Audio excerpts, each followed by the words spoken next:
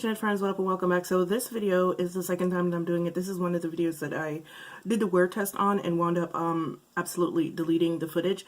So we're gonna do that today. This is gonna be only the second time that I'm using these items. So I guess that's kind of a good thing. And the thing that I'm talking about is the new Dior Wild Earth collection for the summer. I actually wound up getting these directly from Dior because first, let me tell you what's in the collection. The collection has two Nude Glow mineral powders. I got one of them. However, Dior did send me the wrong color, but upon looking at the color, I think that it was better than the choice that I had initially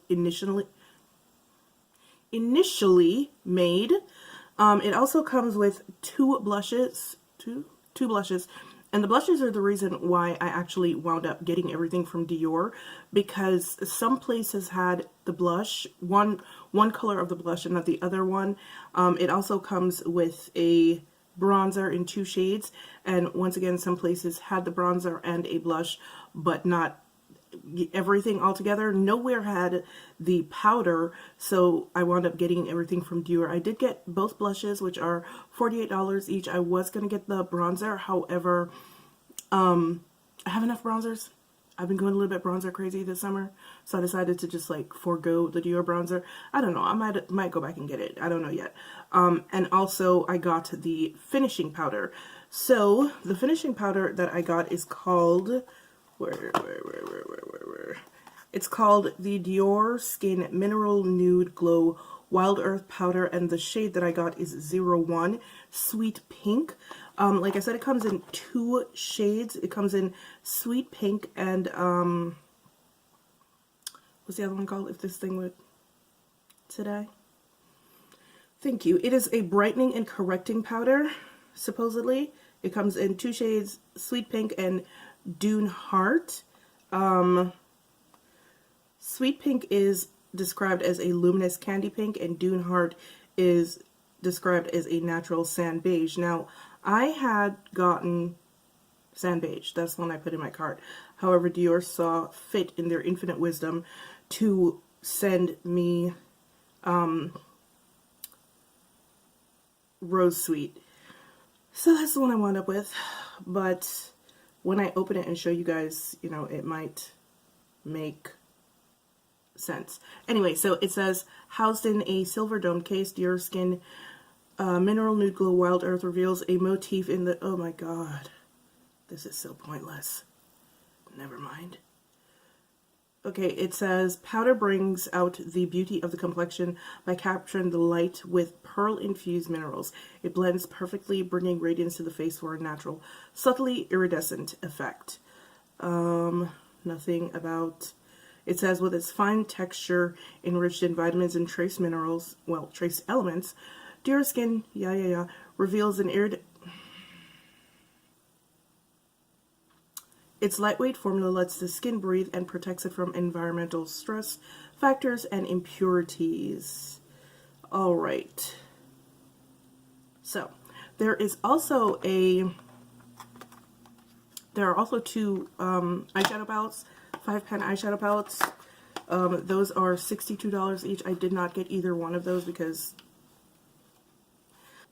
Alright, so this is what the container looks like, you know, typical Dior.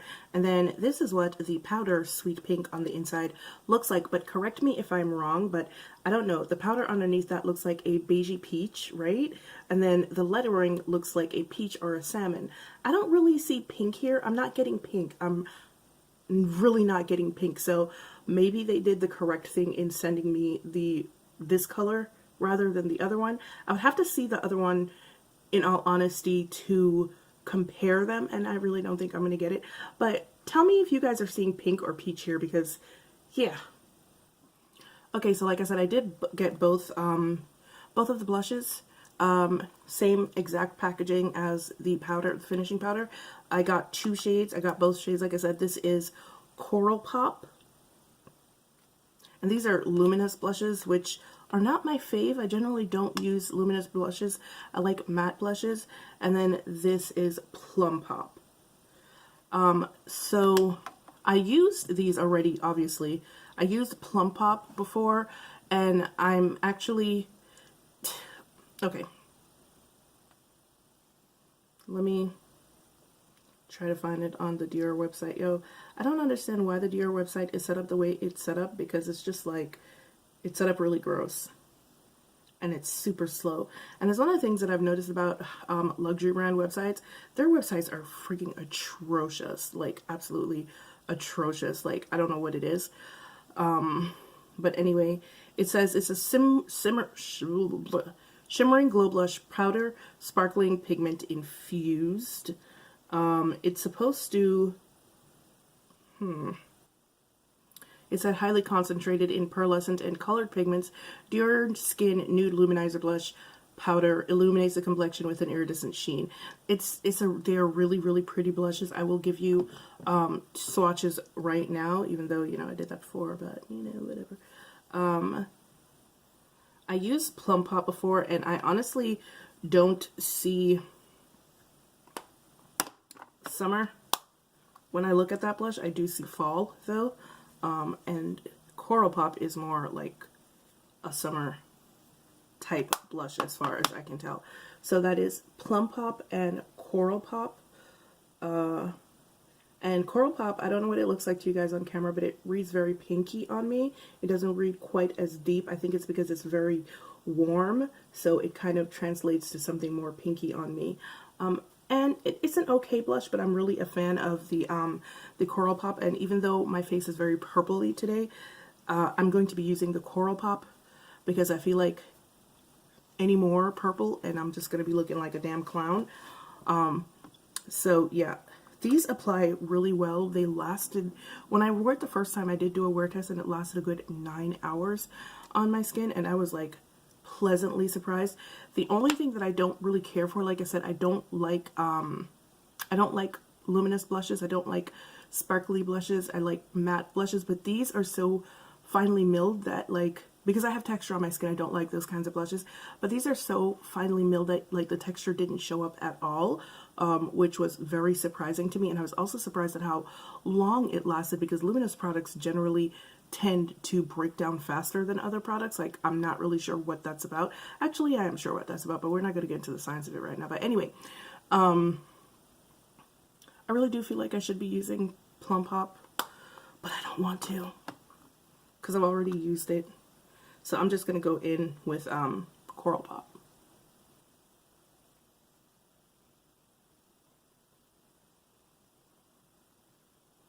And they're also quite buildable. And it's one of those kinds of blushes that you don't really need to use a highlighter for, because, you know, it comes with its own built-in highlight. But if you want to use a highlighter, that's up to you too. Do you, girl, do you. Alright, so I'm not really trying to build it up more than this, and I'm pretty sure you guys can see it. This is what Coral Pop looks like. The last time I wore both of them on either cheek, but I'm going out now, so I'm not going to do that. So this is what Coral Pop looks like. And I do prefer this kind of shade, because these shades tend to look more natural on me because of my undertones. So anything that veers towards like a peach or an apricot or a coral or orange coral will tend to look more natural on me than, you know, something that doesn't, which is why even though I have a full face of purple going on, I can use this and it doesn't look crazy. So yeah, this is what Coral Pop looks like. Alright, so this is the pore powder that was taken advantage of by the Tom Ford foundation. So, you know, I feel like it's only right to give it another shot. When I had used it before with the Tom Ford foundation, I had thought that it was the powder that made the foundation behave like that. Turns out it was the foundation that was just trash. So I'm going to give this little bad boy another look. Once again, it's only supposed to be a finishing powder that imparts like glow to the skin or whatever. Hopefully it's not too white. The foundation that I'm wearing today is the Dior Undercover Forever foundation because it's more of a matte foundation, so I wanted to see if it does really impart a glow. And I will also be doing a wear test. It is now 1:32. So yeah, let's see how this...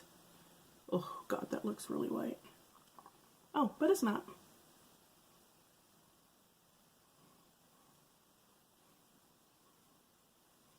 Glow.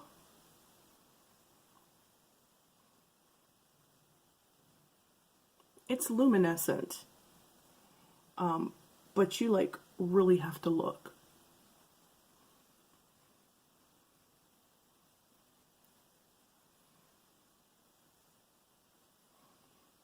Yeah, it's one of those weird powders that mattifies you but luminesces at the same time. Like, because I look more matte, but I also look more luminous, if that makes sense. Yeah, so this is what that looks like. We'll see how well it holds up. I'm not going to be using a setting spray today. Not in the mood.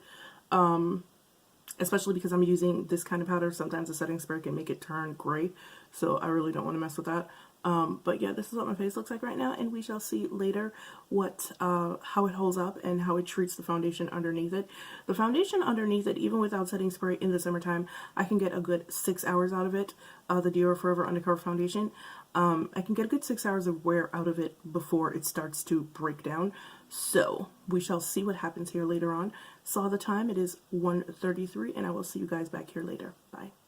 Hey guys, what up? I'm back, and it is now 8:42 p.m. So I decided to wrap up a little earlier than I normally would because I kind of want to wash my face. Fun story, I didn't even leave the house today. And this is what my face looks like. Like I said, with this foundation, so I've been wearing this, what, like 7 hours? This foundation I get a good 6 hours before it even starts to get a little bit messy. But as you can see from my face, no. This powder is a no. It's one of those powders that will break down your foundation faster than it normally would. Like I said, I did not leave the house because I actually did get into the car to leave. I drove up the road and literally rain was coming down in sheets, and I do not drive these Georgia streets when the rain looks like that because these folks don't know how to drive. So I turned around and I came home. So I've been home working all day, but I'm gonna be honest with you, my face started to look like this pretty much the minute that I went downstairs. Like, you know how, I don't know how to explain it, but like, you know how sometimes your foundation just looks like it's not set? You know, it kind of looks wet and kind of clayish. And I looked at it in the mirror in the car and I was just like, ew, what's happening? Little did I know that the foundation was already breaking down on my face from this powder. And about an hour into everything, my face started to look like this, and I've told you guys that I can actually feel the foundation breaking down on my skin, and about an hour, I want to say 2 hours into it, I started to feel it, and this is what I'm left with. Like, so there's like nothing here. Everything is gone from my nose. I have some shifting on my forehead, like right here, and then right here, and then some right here. And just in general, this entire area, which is where my foundation generally tends to break down first, is just a hot ass mess. So this powder is kind of a no. The blush, well, not kind of, it's a definite no. The blush is still here. It is not quite as strong as it was when I put it on. But once again, I'm going to attribute that to the powder because, yeah,